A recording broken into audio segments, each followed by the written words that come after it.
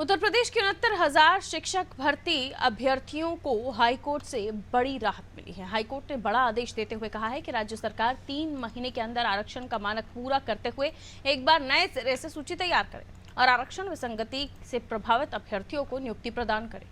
शिक्षक भर्ती अभ्यर्थियों से अनादि टीवी ने खास बातचीत की।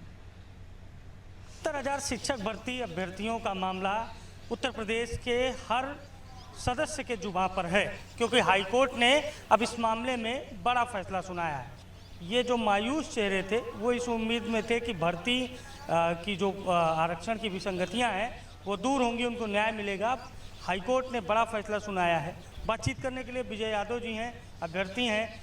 कैसा रहा संघर्ष, और सबसे पहले दर्शकों को ये बताइए कि इस भर्ती में क्या विसंगतियां थी जिसे कोर्ट ने अब सरकार को दूर करने के लिए कहा है। देखिए, हमारा संघर्ष कितना लंबा रहा, आप लोग इसके साक्षी रहे हैं। आपने लगातार हमारी आवाज़ उठाई। और जहां तक हाईकोर्ट के फैसले की बात है, मैं बताऊं 69,000 शिक्षकों की भर्ती में आरक्षण के नियमों का पालन न करने जाने के कारण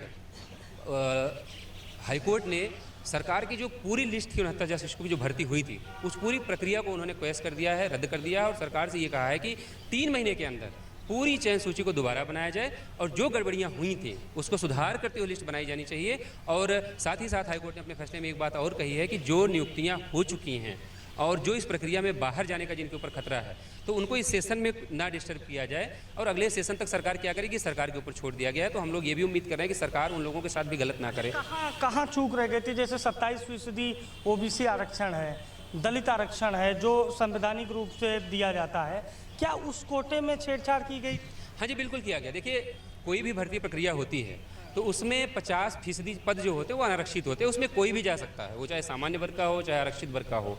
यहाँ पे क्या किया गया, इस भर्ती में अधिकारियों ने मनमानी करते हुए जिन आरक्षित वर्ग के अभ्यर्थियों का चयन अनारक्षित पदों पे होना चाहिए था, उनका चयन उनके रिस्पेक्टिव कोटे में यानी 27%, 21% में 2% में उनका सिलेक्शन कर दिया, जिसकी वजह से ये विसंगति हुई और जिसका संज्ञान लेते हुए माननीय न्यायालय ने इस जो चयन सूची थी, चयन प्रक्रिया को पूरी तरह से रद्द कर दिया। क्या उम्मीद है सरकार से? कल चर्चा है कि मुख्यमंत्री ने बैठक बुलाई है शिक्षा विभाग की। देखिए, हमें भी ये जानकारी मिल रही है। हम सभी लोग उम्मीद कर रहे हैं कि माननीय मुख्यमंत्री जी तक जब ये बात दोबारा जा रही है, एक बार गई थी तो उन्होंने 6,800 लोगों की लिस्ट निकलवाई थी और कहा था कि इनके साथ न्याय होना चाहिए। अभी दोबारा जा रही, तो हम लोग उम्मीद करें माननीय मुख्यमंत्री जी हमारे पक्ष में कोई ऐसा फैसला लेंगे कि जिससे हमारे 6 वर्षों की जो तपस्या है, 6 वर्षों की जो मेहनत है वो सफल हो, हम अपने अपने विद्यालय जाएं, साथ ही साथ उनकी भी नौकरी बचाने का फैसला हो जो 4 साल से ऑलरेडी वहाँ पे। अनुप्रिया पटेल, केशव प्रसाद मौर्य, अखिलेश यादव सब ट्वीट कर अपने अपने अंदाज में बधाई आपको दे रहे हैं। केशव प्रसाद मौर्य के ट्वीट को किस तरह से देखते हैं? सरकार में एक बड़े ओबीसी चेहरे हैं। ये एक सरप्राइज एलिमेंट था हम लोगों के लिए, और जैसे ही उनका ट्वीट देखा तो एक उम्मीद सी जगी है कि शायद सरकार हमारे लिए अब गंभीर होकर सोच रही है। इसीलिए एक जिम्मेदार पद पे होते हुए डिप्टी सीएम का ट्वीट आया है।